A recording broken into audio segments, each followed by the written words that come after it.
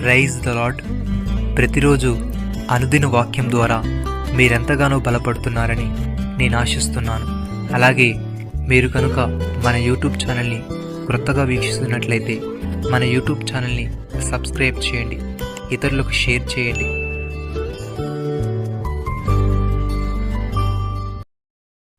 నీ దేహమునకు దీపము నీ కన్నే గనుక నీ కన్ను తేటగానుంటే నీ దేహమంతయు వెలుగుమయమయుండును.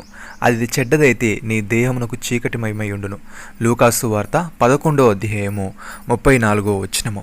ప్రియమైన సహోదరి సహోదరులారా, మీ మనోనేత్రములు వెలిగింపబడినందున ఆయన మిమ్మల్ని పిలిచిన పిలుపు వలన నిరీక్షణ ఎట్టుదో, పరిశుద్ధులలో ఆయన స్వాస్యం యొక్క మహిమైశ్వర్యం ఎట్టుదో, ఆయన క్రీస్తునందు వినియోగపరిచిన బలాతిశయమును బట్టి విశ్వసించు మనయందు ఆయన చూపుచున్న తన శక్తి యొక్క అపరిమితమైన మహాత్యమెట్టిదో మీరు తెలుసుకుని వల్లని మన ప్రభు అయిన యేసుక్రీస్తు యొక్క దేవుడైన మహిమాస్వరూపి తండ్రి తను తెలుసుకున్నటి యందు మీకు జ్ఞానమును ప్రత్యక్షత గల మనస్సును అనుగ్రహించినట్లు నేను నా ప్రార్థనల యందు మీ గూర్చి విజ్ఞాపనము చేయుచున్నాను. ఆయన బలాతిశయము చేత క్రీస్తును మృతుల్ని లేపి సమస్తమైన ఆధిపత్యము కంటెను, అధికారము కంటెను, శక్తి కంటెను, ప్రభుత్వము కంటెను ఈ యుగమునందు మాత్రమే గాక రాబో యుగమునందును పేరు పొందిన ప్రతి నామమును కంటెను ఎంతో హెచ్చుగా పరలోకమందు ఆయన తన కుడిపార్శ్వమున కూర్చుండబెట్టుకుని ఉన్నాడు. మరియు సమస్తమును ఆయన పాదముల క్రింద ఉంచి సమస్తమును పైని ఆయన సంఘమునకు శిరస్సుగా నియమించెను. ఆ సంఘము ఆయన శరీరము. సమస్తమును పూర్తిగా నింపుచున్న వాని సంపూర్ణత అయి ఉన్నది. భక్తుడి విధంగా అంటున్నాడు, మీరు క్రీస్తు కూడా లేపవన్న వారైతే పైనున్న వాటిని ఎత్తుకుడి. అక్కడ క్రీస్తు దేవుని కుడి పార్శ్వమున కూర్చుండి ఉన్నాడు. పైనున్న వాటి మీదే కానీ భూ సంబంధమైన వాటి మీద మనసు పెట్టుకొనకుడి. ఏలైనగా మీరు మృతి పొందితిరి. మీ జీవము క్రీస్తుతో కూడా దేవుని యొద్ద దాచబడి ఉన్నది. మనకు జీవమైన క్రీస్తు ప్రత్యక్షమైనప్పుడు మీరును ఆయనతో కూడా మహిమేందు ప్రత్యక్షపరచబడదురు. కావున భూమి మీద ఉన్న మీ అవయములను అనగా జారత్వమును, అపవిత్రతయు, కామాతురతను, దురాశను, విగ్రహారాధనైన ధనాపేక్షను చంపివేయడి. వాటి వలన దేవుని ఉగ్రత అవధిలేని వారి మీదకి వచ్చును. పూర్వం వారి మధ్య జీవించినప్పుడు మీరును వీటిని అనుసరించి నడుచుకుంటే, ఇప్పుడైతే మీరు కోపము, ఆగ్రహము, దుష్టత్వము, దూషణ, మీ నోట బూతులను వీటన్నిటిని విసర్జించుడి. ఒకరితో ఒకడు అబద్ధమాడుకుడి.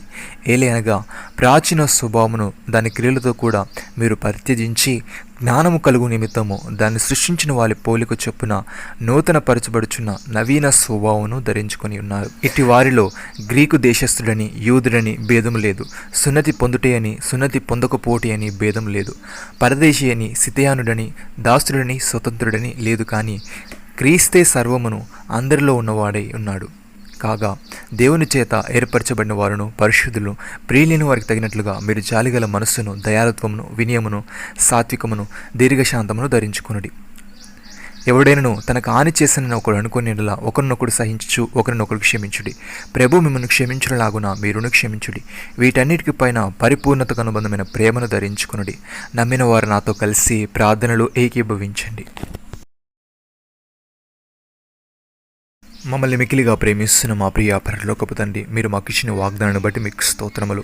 దేవా, మేము పైనున్న వాటి మీద కానీ భూ సంబంధమైన వాటి మీద మనసు పెట్టుకొనక భూమి మీద ఉన్న మా అవయములను అనగా జారత్వమును, అపవిత్రతయు, కామాతురతను, దురాశను, విగ్రహారాధనైన ధనాపేక్షను చంపివేసి మమ్మల్ని మేము నీకు అప్పగించుకున్నట్టుకు సహాయము దయచేయమని మా మనోనేత్రములు నీవు వెలిగించావు గనుక మమ్మల్ని పిలిచిన పిలుపు వలన నిరీక్షణ ఎట్టిదో, పరిశుద్ధులలో మీ స్వాస్యం యొక్క మహిమైశ్వర్యం ఎట్టిదో, నీవు క్రీస్తునందు వినియోగపరిచిన బలాతిశయమును బట్టి విశ్వసించు మాయందు నీవు చూపుచున్న నీ శక్తి యొక్క అపరిమితమైన మహత్యం ఎట్టుదో మేము తెలుసుకున్నట్లు మాకు జ్ఞానమును, ప్రత్యక్షత గల మనస్సును అనుగ్రహించమని ప్రభు అయిన యేసుక్రీస్తు నామములో ప్రార్థిస్తున్నాము తండ్రి.